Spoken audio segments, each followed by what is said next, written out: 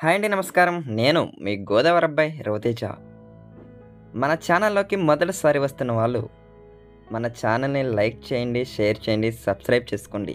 ఈరోజు మనం ఐఎస్ జగన్నాథపురం శ్రీ లక్ష్మీ నరసింహస్వామి వారి దేవస్థానానికైతే వచ్చేస్తామండి.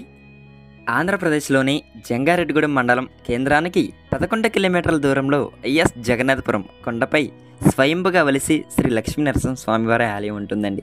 మంచి పర్యాటక ప్రదేశం అండి. సినీ ప్రముఖులు, అగ్ర హీరోలు దర్శించుకునే ప్రాంతం. ఆహ్లాదకరమైన వాతావరణం. సుమారు 40 కిలోమీటర్ల దూరం మేరకు కూడా కొండ ప్రాంతమే ఉంటుందండి. వ్యూ మాత్రం చాలా అంటే చాలా బాగుంటుంది. చాలా ప్రశాంతంగా కూడా ఉంటుందండి.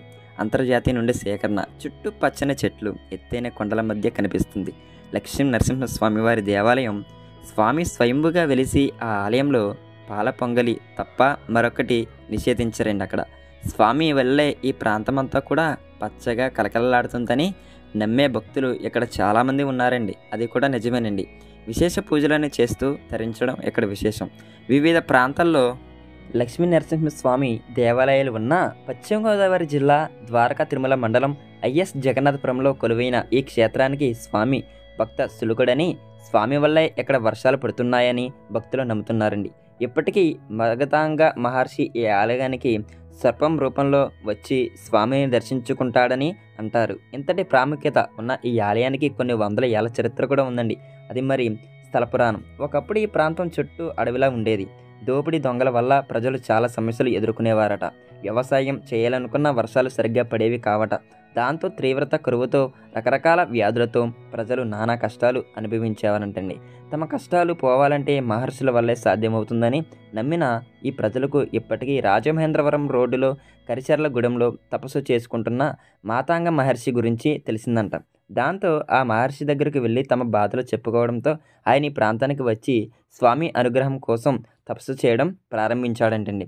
కొన్నాళ్ళకు మహర్షి తపస్సుకు మెచ్చి లక్ష్మీ నరసింహుడు ప్రత్యక్షమయ్యాడంట. దాంతో మహర్షి స్వామిని ఇక్కడే ఉండి పొమ్మని కోరగా అది సాధ్యం కాదని, తన తేజస్సు అక్కడున్న శిలలో నిశ్శక్తం చేస్తాడని స్వామివారి నిషేధించాడంటే. శిలనే స్వామిగా భావించి పూజలు చేయడం ప్రారంభించడంలో వాళ్ళ కష్టాలు తీరుతాయట. అయితే కొంతకాలానికి వీళ్ళు పూజలు చేయడం ఆపేశారు. కొన్నాళ్ళ తర్వాత లక్కవరానికి చెందిన కచ్చెర్లకోట రామారావు అనే భక్తుడు తన ఉద్యోగాలతో కలిసి ఆ ప్రాంతానికి వెళ్ళాడట. అక్కడున్న పశువులు కాపరులు కొండపై ఏదో ఉందని, ఎవరైనా గట్టిగా అరిస్తే తిరిగి అంతా గట్టిగా అరుపు వినిపిస్తుందని చెప్పడంతో అక్కడికి వెళ్ళి పరిశీలించాడంటండి. తీరా చూస్తే రాళ్ళు పరిచిన ద్వారం ముండి గొడలతో ఉన్న ఆలయం కనిపించింది. అందులోకి వెళ్ళి చూస్తే స్వామి విగ్రహం ఉందంట. దాంతో అప్పటికప్పుడు పూజలు నిర్వహించి పాల పొంగలి నైవేద్యంగా పెట్టాడట. ఆ వెంటనే ఎవరో ఊహించని విధంగా కుండపోత వర్షం పడిందంటండి. అప్పటి నుంచి నిరంతరంగా పూజలు కొనసాగిస్తున్నారంటండి. వర్షభావం సమస్యే ఎదుర్కోలేనిది చెబుతున్నారు స్థానికుల వల్ల. అది తెలిసిన అంతేకాదు, ఆ రోజు నుంచి ఈ ఆలయంలో పాల పొంగలి నిషేధించడం ఆచారం మొదలైందండి. అందుకే ఇక్కడ స్వామివారికి ప్రతి దినమరోజుడు కూడా పాల పొంగలి అనేది కూడా తయారు చేసి స్వామివారికి నైవేద్యంగా అందజేస్తున్నారండి. ఈ వీడియో మీకు నచ్చితే లైక్ చేయండి, షేర్ చేయండి, సబ్స్క్రైబ్ చేసుకోండి.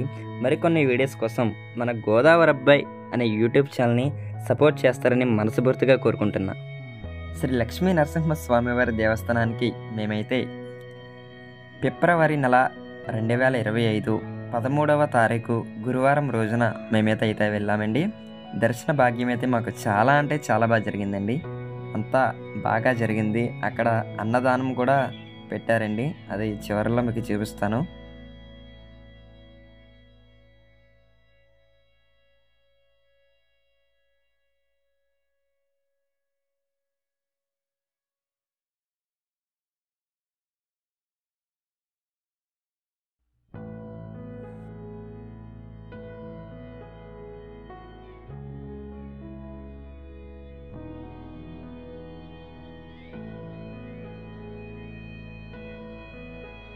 కానీ అక్కడైతే కమిటీ సభ్యులు, గుడి యాజమాన్యం మొత్తం కూడా చాలా అంటే చాలా కేర్ఫుల్గా ఉన్నారండి.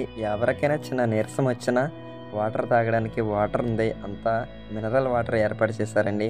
ప్రమాద చికిత్స కేంద్రం కూడా ఏర్పాటు చేశారండి అత్యవసర మార్గంలో మనకి.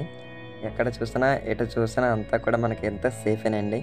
చాలా అంటే చాలా బాగుంటుందండి దేవస్థానం అయితే. మీరు ఎప్పుడైనా వెళ్ళకపోతే ఒక్కసారి చూడండి వెళ్ళి.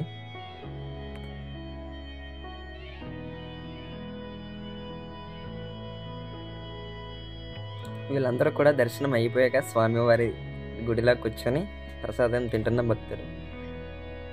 వీళ్ళైతే మన సబ్స్క్రైబర్స్ అండి. పుల్లాలపాడు గోపాలకృష్ణ గారంటండి. పుల్లాలపాడు నుండి వచ్చారంట, గుర్తుపెట్టారండి. మీరు యూట్యూబ్ చేస్తారా అని. ఎలాగా మన సబ్స్క్రైబర్స్ కదా, వాళ్ళకి ఒక స్వీట్ మెమరీ ఉంటుందని ఇలా నేను వాళ్ళ వీడియో తీసి పెట్టానండి.